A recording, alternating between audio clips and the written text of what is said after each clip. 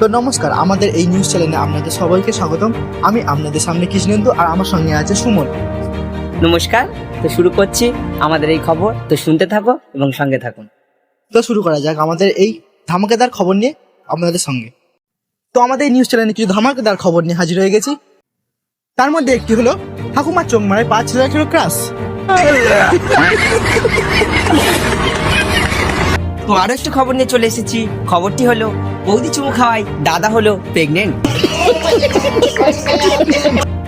তো একটি ধামাকেদার খবর এসে গেছে। তো খবরটি হলো সিগারেট না খেলে হবে ক্যান্সার।